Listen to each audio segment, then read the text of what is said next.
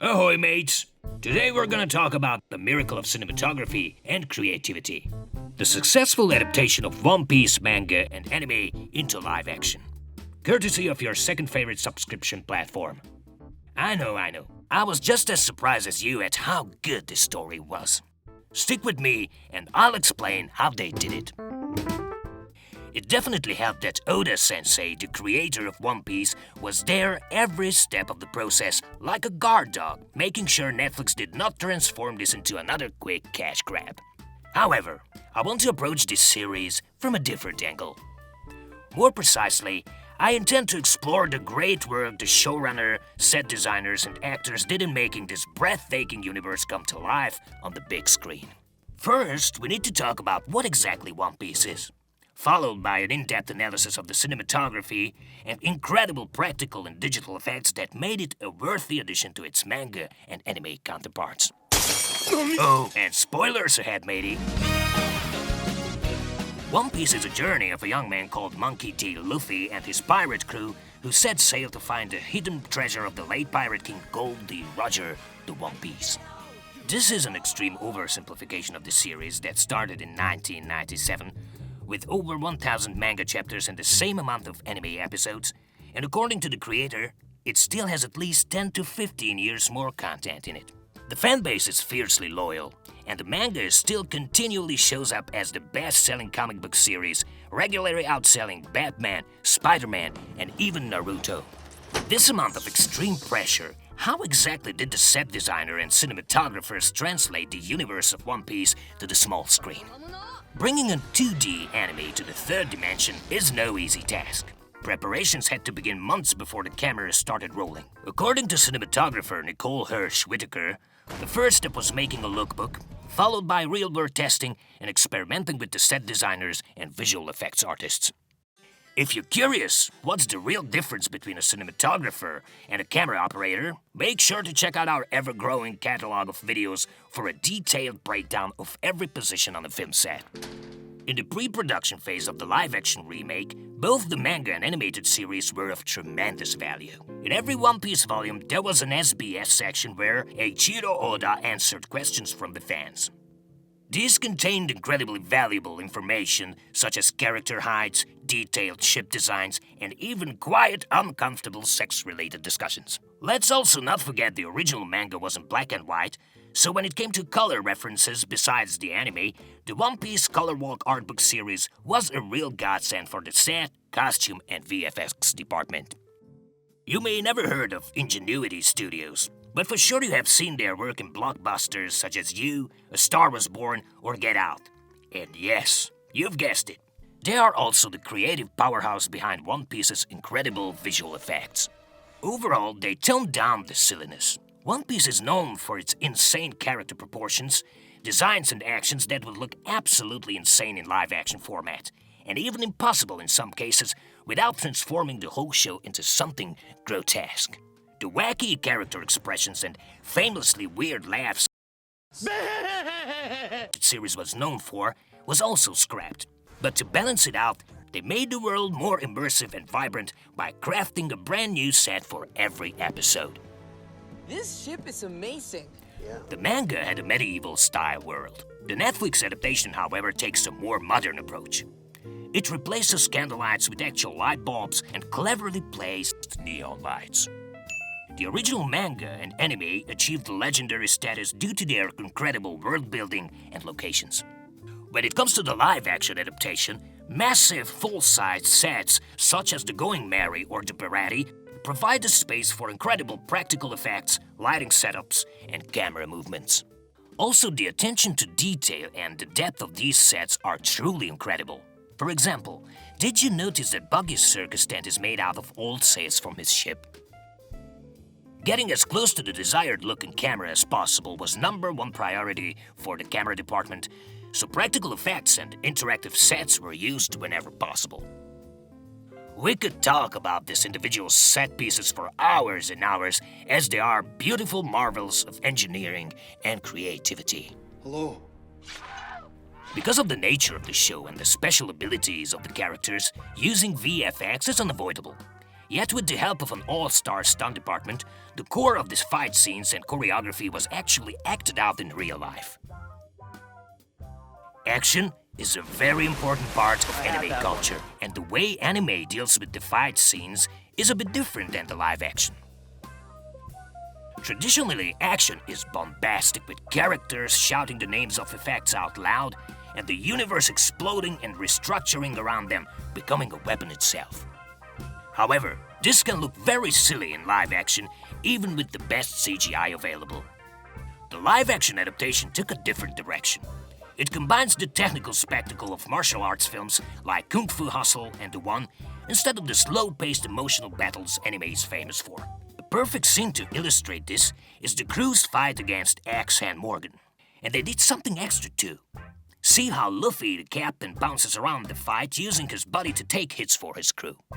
Or the way Nami, the cat burglar, uses trickery and misdirection to hit the Marines where they least expected, and the brutal way Zoro, the pirate hunter, just cuts people up. That's called a classic example of show, don't tell. One of the best strengths of cinema used to illustrate the personality of these characters through a fight. The Marines are here already. You're under arrest. You might be curious how much this all cost. Glad you asked. To keep it short, it was damn expensive. As in becoming the second most expensive show Netflix has ever produced after Stranger Things. As in costing $18 million. Per episode! With this budget, it's not hard to see why they have gone all out when it comes to the camera department and equipment. They had custom-made Hawk MHX hybrid anamorphic lenses used on Arri Alexa LF cameras. In the quest to stay true to the original One Piece look, cinematographer Nicole Hirsch-Whitaker wanted to have the flexibility to go from wide shots to the extreme close-ups of the characters while retaining the bokeh characteristic of anamorphic lenses. Due to the scale of the camera movements, using diopters wasn't an option. So with the help of Hawk Vantage, a brand new set of lenses was engineered from the ground up. For full disclosure, they also used lenses available to us mere mortals, such as the Laowa 12mm. Close call though, as they arrived just before it began. The visuals and the shots really speak for themselves. One scene that I want to have a closer look at, because of its set design and creative take on the original manga, is Buggy's Circus. Buggy the Clown in the original manga and anime was a wacky character who they met on an island where he was holding a village hostage with a bunch of cannons. But in the Netflix adaptation, things took an interesting twist. No! Stop clapping! No! Stop! You're the clown guy. Binky, right? Instead of the village, we are greeted with the aforementioned circus and villagers chained to their seats, forced to clap and cheer for the performance Buggy puts on for the Straw Hat crew. They transformed the slightly comical character into something more sinister, channeling all the energy of killer clowns around the globe. The use of a sinister circus performance, forced laughter, and carefully crafted lighting and blocking give this character a dark, even manic personality. All of this to be thrown away as Buggy is transformed into a joke by the end of the fight scene. Such a well-done set. Jeff Ward's performance as Buggy the Clown was truly marvelous. The truth is, all the characters were nailed perfectly. Usopp, for example, the sniper of the pirate crew, was famous for his comically long nose, but this seemingly important detail is purposefully not carried into the live-action remake. Because they managed to capture the essence of this character, the lying, the charm, and the outrageous stories, it still feels like Usopp, even with the few cosmetic changes. This Luffy is significantly more virtuous and less prone to random acts of stupidity. Zoro is more edgy, which does not work in the anime, but it works here. Sanji is less misogynistic, and Nami, well, they nailed her perfectly. Garp, the Vice Admiral and Luffy's granddad, was a bit hit and miss for the fans, but you can't have it all, can you? Let me also mention Syrup Village and how they gave the original story arc a very different direction than the source material. The main story of this arc is that Usopp's childhood friend Kaya is sick and being manipulated by her butler, an ex-pirate by the name Kuro of the Thousand Plans. The presumably dead pirate was poisoning Kaya for years, and he also killed her parents in the hopes of inheriting all her wealth and not working another day of his life. In contrast to the colorful and cheery village found in the anime, we are greeted with a dark and moody representation of Kaya's mansion. But how did they actually achieve this moody atmosphere, besides the exquisite set design? All the secrets lie within the lights and lighting techniques used. From the beginning of motion picture as an art form, the art of light layering is what set mediocre cinematographers apart from the greats. And it's the biggest contributor to the so-called film look. Back to Kaya's mansion, more specifically her closet, where we can see the warm color temperature, practical lights in the frame making up for the complete absence of windows or natural light alongside artificial ambient lighting. But not just any ambient lighting. Different hues of green and purple dominate this scene, and as they both are on the colder side of the color spectrum, they have a particular talent for making things look isolated and sad. When it comes to multiple colors used in the same set, the contrast between the two also play a huge part in how audiences resonate with it. In our case, the greens and purples are complementary colors, meaning they have the highest possible contrast compared to any other pairings of the color wheel. A lot of contrast is great for evoking fear, anxiety, unease, and danger, while less contrast color combinations are great for communicating happiness, peacefulness, joy, and warmth.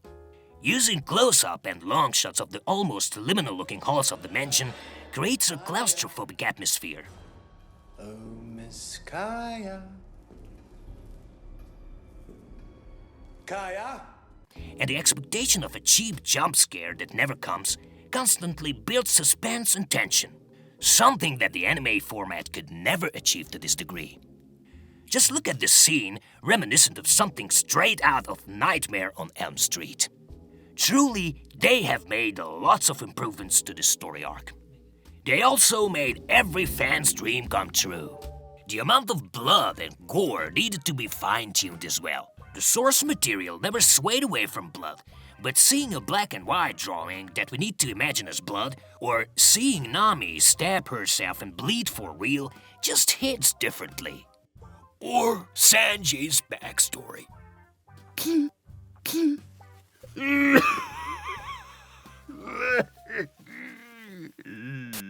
It's a good example of translating one of One Piece's greatest strength, the tragic backstories, and elevating it to new and even sadder levels using the strength of cinematography and real life. Sanji was a young chef assistant on a cruise ship when the infamous Zeff of the Cook Pirates come to rob said ship. But because of a storm, both of them ended up on a rock in the middle of the ocean. Zeff gave Sanji a small bag of food and told him to go to the other side of the island to look for ships and not come back till someone approaches.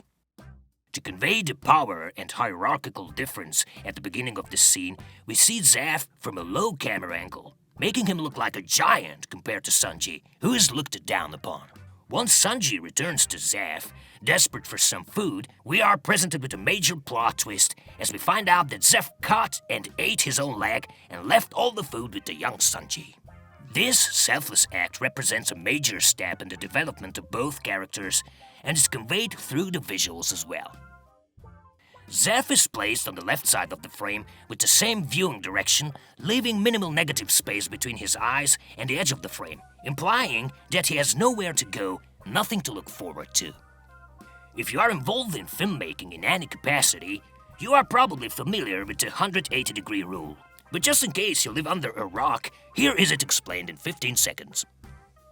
In any given scene containing two or more characters, maintaining their left and right relationship with each other is crucial.